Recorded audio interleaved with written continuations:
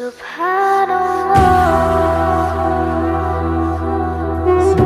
جگری دوست ضمیر متصل کے جو ہے بہت ہی کلوز، بہت ہی زیادہ جگری دوست جو اس کے ہے، جن کے ساتھ یہ ہمیشہ لگا فیل ہے یہاں پہ، لیکن یہاں پہ ہو جو ہے ضمیر متصل اس کے ساتھ مفعول بن کے آیا یہاں پہ ضمیر متصل الذی یتصل بالفعل فیکون مفعولا به، کہ ضمیر متصل کا سب سے پہلا اور سب سے دوسرا قریبی اور مہربان دوست اسم ہے، یعنی کہ ضمیر متصل کا مہربان جگری دوست سماوات، آسمانوں میں جو کچھ ہے وہ سب اسی کے لیے ہے۔ اب یہاں پہ جو ہے مضاف الیہ، اور جب اسم کے ساتھ ہوگا تو مضاف الیہ ہوگا، وبالحرف فیکون مجرورا، اور جب حرف کے ساتھ جمال پیدا کرتا ہے، اختصار پیدا کرتا ہے، ربط پیدا کرتا ہے، فساد پیدا کرتا ہے اور دقت پیدا کرتا ہے، تو یہ کبھی انشاءاللہ عربی فساد کا حذف زاویہ ہے، یہ اہم بات ہے، اس کو یاد رکھ لیجیے گا، یعنی کہ ضمیر متصل جو ہے نحن نصلي على رسول الكريم وعلى آله وأصحابه أجمعين، أما بعد فأعوذ بالله من الشيطان الرجيم، بسم الله الرحمن الرحيم۔ اسم ضمیر کے حوالے سے بات ہو رہی تھی، ہم نے اس سے پہلے بھی اسم ضمیر کے حوالے سے جو ہے ایک لیکچر دیا تھا، امید ہے کہ آپ لوگوں نے وہ دیکھا ہوگا، اور اگر نہیں دیکھا تو آپ ہمارے یوٹیوب چینل پہ جائیں اور وہاں پہ پلے اسٹور میں آپ اس سیریز کو دیکھ کر یہ ہے کہ ہم تھوڑا سا اور اس کو حل کے انداز میں آسان طریقے سے سمجھنے کی کوشش کرتے ہیں کہ اسم ضمیر کا کیا کام ہوتا ہے، یعنی اسم ضمیر کے جو دو قسم ہم نے بتائی تھی، ایک ضمیر متصل اور ایک ضمیر منفصل، اور پھر ہم نے کہا تھا کہ یہ سمجھ لیجئے کہ یہ دو بیٹے ہیں، لوائل بیٹے ہیں، وفادار بیٹے ہیں، کس کے؟ ضمیر کے۔ تو اسی چیز کو، اسی سبق کو آگے بڑھاتے ہوئے آسان طریقے سے ہم اس کو سمجھنے کی کوشش کرتے ہیں، اللہ کرے کہ ہمارے لیے یہ سبق آسان ہو۔ آپ دیکھ سکتے ہیں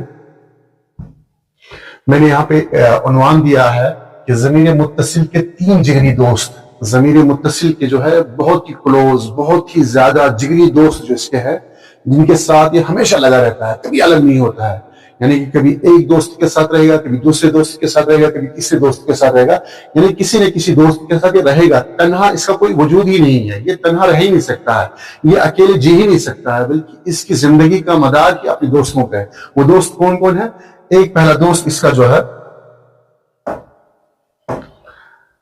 پہلا دوست اس کا جو ہے وہ فعل ہے، دوسرا دوست اس کا اسم ہے، تیسرا دوست اس کا حرف ہے۔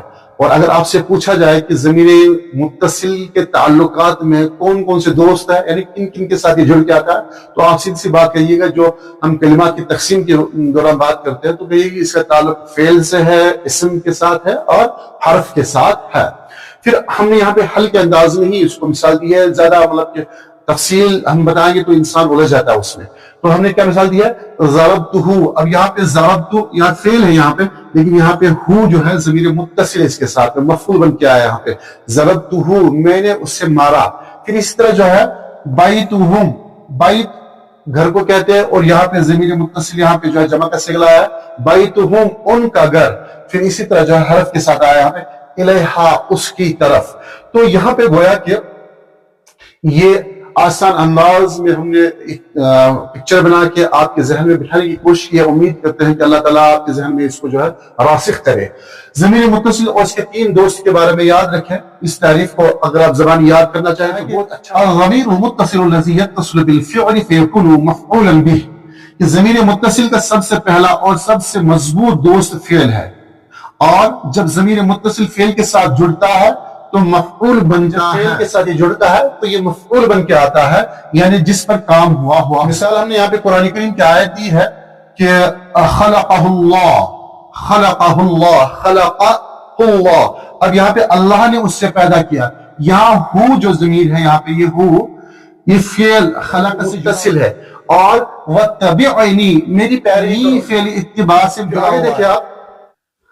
اب یہاں پہ جو ہے دوسرا دوست جو اس کا ہے، یعنی کہ ضمیر متصل کا دوسرا دوست کون ہے؟ جیسے کہ میں نے آپ سے پہلے ہی عرض کیا، دوسرا دوست الضمیر المتصل الذی یتصل بالاسم فیکون مضافا، الضمیر المتصل الذی یتصل بالاسم فیکون مضافا، ضمیر متصل کا دوسرا قریبی اور مہربان دوست اسم ہے، یعنی کہ ضمیر جگری دوست جو ہے جو اس کے ساتھ جڑا رہتا ہے وہ کون ہے؟ وہ مضاف ہے۔ جب یہ اسم کے ساتھ جڑتا ہے تو معنی میں ملکیت پیدا کرتا ہے، یعنی کہ جب یہ اس کے ساتھ جڑتا ہے تو ملکیت یعنی کہ اپنائیت پیدا کرتا ہے اس کے ساتھ، اور نحوی طور پر مضاف الیہ بنتا ہے، تو نحوی طور پہ جو ہے وہ اس ٹائم پہ مضاف الیہ بنتا ہے۔ جیسے کہ قرآن مثال لیجیے، ربہم، ان کا رب، یہاں پہ رب مضاف، ہم مضاف الیہ، ہم اسم یہ رب کے ساتھ جڑا ہوا ہے. پھر دیکھیں کتابہ اس کی کتاب، ہو اس کی کتاب کے ساتھ جڑا ہوا ہے. نبیہ اس کا نبی، ہو اس میں نبی کے ساتھ جڑا ہوا ہے، تو وہ ہے کہ یہاں پہ مضاف الیہ بن کے آتا ہے. پھر آگے دیکھیے آپ تیسری مثال کیا ہے. تیسری مثال اس کی جو ہے دوست کی ہے. تیسرا دوست کون ہے اسم کا؟ تیسرا دوست کون ہے؟ تیسرا دوست کون ہے اس ضمیر متصل کا؟ تیسرا دوست اس کا ہے حرف. اب حرف کے ساتھ دیکھیں الذی یتصل بالحرف ویکون مجرورا، جب حرف کے ساتھ آتا ہے تو کیا ہوتا ہے؟ ضمیر متصل کا تیسرا دوست حرف ہے، اس کے ساتھ جڑ کر ضمیر مجرور، جب یہ حرف کے ساتھ آئے گا تو اس میں مجرور کی حیثیت سے اپنا کارنامہ جو کچھ اس کا ہوگا انجام دے گا. مانوی کارنامہ میں کہہ رہا ہوں. قرآن مثال کیا ہے؟ لہو فی السماوات، آسمانوں میں جو کچھ ہے وہ سب اسی کے لیے ہے. ہو حرف لی کے ساتھ جڑ کے آیا ہے. علیہم ان پر، اب یہاں پہ علیہم علی کے ساتھ جڑ کے آیا ہے. فیہ آیات اس میں نشانیاں ہیں. ہو حرف کے ساتھ. خلاصہ اس کا یاد رکھیں موٹے انداز میں. خلاصہ کیا ہے کہ تین باتوں کا آپ دھیان رکھیں. آپ پہلی بات کیا ہے؟ یتصل الضمیر المتصل بالثلاثہ، یہ تین چیزوں کے ساتھ جڑ کے آتا ہے. کون؟ ضمیر متصل. کس کس کے ساتھ؟ پہلی بات یہ فیکون مفعولا بالفعل فیکون مفعولا، یہ فعل کے ساتھ جب آئے گا تو یہ مفعول کی حیثیت سے اپنا کام انجام دے گا یا اس پہ کام انجام ہوگا. وبالاسم فیکون مضافا الیہ، اور جب اسم کے ساتھ ہوگا تو مضاف الیہ ہوگا. وبالحرف فیکون مجرورا، اور جب حرف کے ساتھ ہوگا تو مجرور ہوگا. تو ضمیر متصل تین دوستوں کے اندر ملتا ہے. فعل کے ساتھ مفعول بنتا ہے، اسم کے ساتھ مضاف الیہ ہوتا ہے، حرف کے ساتھ جو ہے مجرور بنتا ہے. اس کی کچھ خاصیات ہے جو تقریباً عمومی ہمیں کتابوں میں ملتا نہیں ہے، نظر انداز کیا جاتا ہے یا ضرورت نہیں سمجھا جاتا ہے، لیکن میں چاہتا ہوں کہ ان چیزوں کو بھی آپ سمجھ لیں. ضمیر متصل تقدیم و تاخیر سے محفوظ رہتا ہے، یعنی کہ تقدیم و تاخیر سے یہ محفوظ رہتا ہے. عربی میں الفاظ آگے پیچھے کر دیے جائیں مگر ضمیر متصل اپنی جگہ سے نہیں ہلتا، یہ صرف آخر میں ہی آتا ہے. یعنی کہ ضمیر متصل تقدیم و تاخیر سے پیچھے ہی آتا، آگے کبھی نہیں آئے گا. یہ مثال اکرمتہ، کسی بھی صورت میں ہو شروع یا درمیان میں نہیں آ سکتا. یہاں پہ اکرمتہ جو ہے وہ لاسٹ میں ہی آئے گا، آخر میں ہی آئے گا، یہ شروع میں نہیں آئے گا. ضمائر متصل قرآن میں سب سے زیادہ، یہ دوسری بات. پہلی بات تو یہ ہو گئی یہاں تک. اب یہاں پہ ضمائر متصل قرآن میں سب سے زیادہ استعمال ہونے والی اشیاء میں شامل ہے، سب سے زیادہ شامل ہونے والوں میں سے. تحقیق کے مطابق ضمائر متصل قرآن کے زیادہ تر افعال کے ساتھ آئے ہیں، یعنی کہ تحقیق کے افعال کے ساتھ ہی آئے ہیں قرآن کریم میں. کیوں؟ وجہ کیا ہے؟ کیونکہ قرآن کا وجہ اختصار ہے کہ وہ مختصر الفاظ میں ایک کائنات کو سمو دیتا ہے. قرآن کریم کے مختصر لفظ میں، مختصر الفاظ میں، مختصر آیات میں پوری دنیا کا معنی سمایا ہوا ہے. تو اس وجہ سے جو ہے ان کا استعمال کیا جاتا ہے. ضمیر متصل عربی میں ظلال المعانی پیدا کرتا ہے. ضمیر متصل کے اندر جو ہے ظلال المعانی کا معنی کیا ہے؟ کیوں یہ کیا معنی پیدا کرتا ہے؟ ان چیزوں آپ دھیان میں رکھیں. پہلی بات یہ جمال پیدا کرتا ہے، اختصار پیدا کرتا ہے، ربط پیدا کرتا ہے، فصاحت پیدا کرتا ہے. اور پانچ چیز آپ یاد رکھیں، جمال، اختصار، ربط، فصاحت. اور ضمیر متصل اکثر فاعل سے پہلے آ کر معنوی صورت پیدا کرتا ہے.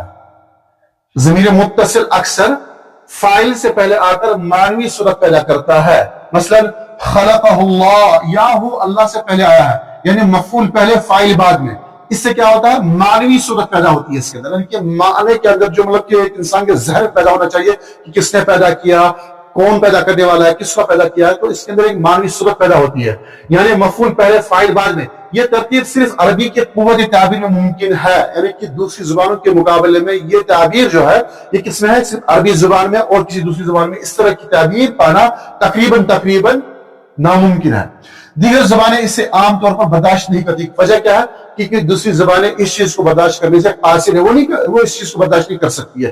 یہ خوبی صرف عربی زبان کی ہی ہے کہ فاعل سے پہلے مفعول کو لایا جائے، وہ ضمیر متصل کی شکل میں. ضمیر متصل کے اندر الستر اللغوی پایا جاتا ہے. وہ کیا چیز ہوتی ہے؟ الستر اللغوی کیا ہے؟ عربی ضمیر اصل اسم کو ہمیشہ چھپا لیتا ہے. عربی ضمیر جو ہے اصل اسم کو ہمیں بلاغت میں ستر کہلاتا ہے، یعنی کہ بلاغت کی کلاس جب ہم انشاءاللہ پڑھیں گے تو اس میں ستر کہلاتا ہے. تو خیر یہاں پہ میں یہ مختصراً بیان کرنا چاہ رہا ہوں. جیسے کہ مثال دیکھا، قال لہو، کس سے کہا؟ یہ ضمیر نے چھپا لیا. قال کس نے کہا، کس سے کہا؟ یہ ضمیر نے چھپا لیا.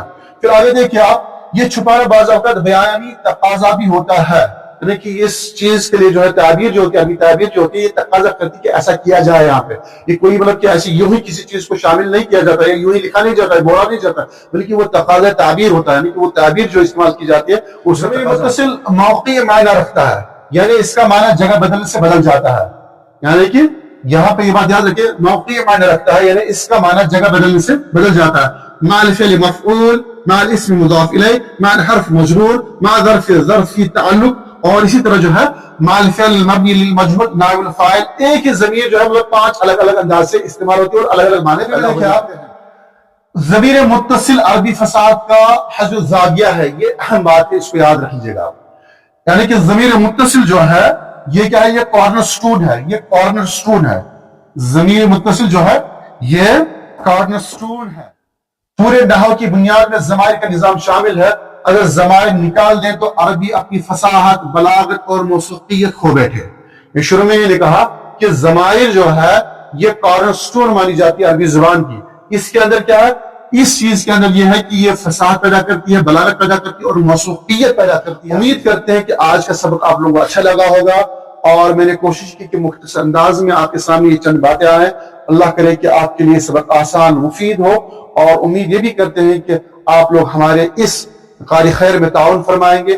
چینل کو سبسکرائب کریں اپنے دوستوں میں اس کو شیئر کریں اور اپنی آراء سے ہمیں ضرور نوازیے گا. اللہ تعالی ہم سب کا نگہبان ہو.